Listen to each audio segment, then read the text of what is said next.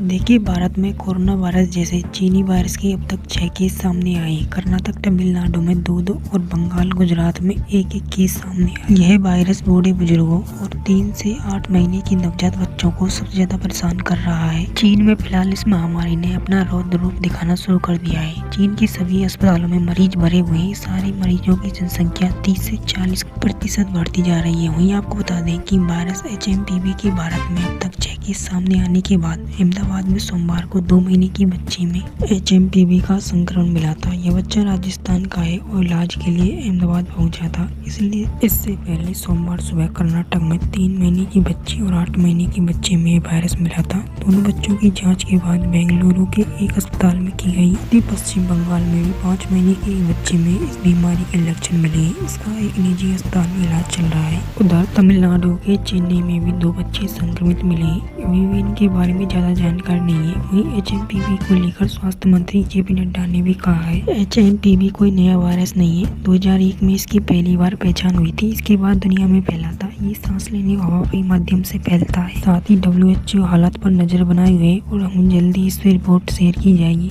गुजरात का बच्चा पहले बीमार था। कर्नाटक में रूटीन जांच में वायरस मिला था। वहीं आपको बता दें कि अहमदाबाद में 2 महीने की बच्चे की तबीयत खराब होने पर 15 दिन पहले उसे हॉस्पिटल में एडमिट कराया गया था। उस बच्चे को सर्दी और तेज बुखार था। शुरुआत के 5 दिनों तक उसे वेंटिलेटर पर रखा गया। इसके बाद जांच में वायरस का संक्रमण का पता चला। कर्नाटक के दोनों केस के बारे में केंद्रीय स्वास्थ्य मंत्रालय ने बताया कि ये जो सैंपल है ये सभी निजी अस्पताल यानी कि प्राइवेट अस्पतालों में जांच की गई। इनकी जानकारी अभी सरकारी बाकी है। इस वायरस के लक्षण कोविड जैसे हैं। ये आमतौर पर छोटे बच्चों पर सबसे ज्यादा असर देखने को मिलता है। HMPV वायरस को संक्रमित होने पर मरीजों की सर्दी और COVID-19 जैसे लक्षण दिखाई देते हैं। इससे सबसे ज्यादा असर छोटे बच्चों पर देखा जा सकता है। 2 साल से कम उम्र के बच्चे सबसे ज्यादा प्रभावित हो रहे हैं। हालांकि भारतीय वैज्ञानिकों का मानना है कि मीडिया इस वायरस को लेकर बढ़ा चढ़ाकर चिंता की स्थिति दिखा रही है, जबकि आंकड़े बताते हैं कि अचानक से अस्पतालों में लोगों के बढ़ने की कारण सिर्फ HMPV वायरस नहीं हो सकता, बल्कि अन्य कई कारण हो सकते हैं, जैसे अन्य फीवर या वायरल हो सकता है।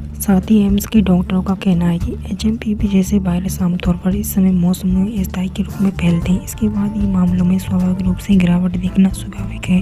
डॉक्टरों का मानना है कि अस्पतालों में ज्यादा लोगों की भर्ती होने का मतलब यह नहीं है कि स्वास्थ्य सेवाएं फेल हो गई है। मौजूदा स्थिति का निगरानी और संक्रमित लोगों पर निगरानी और उन्हें मेडिकल स्वास्थ्य सेवाएं प्रदान करना मुमकिन है।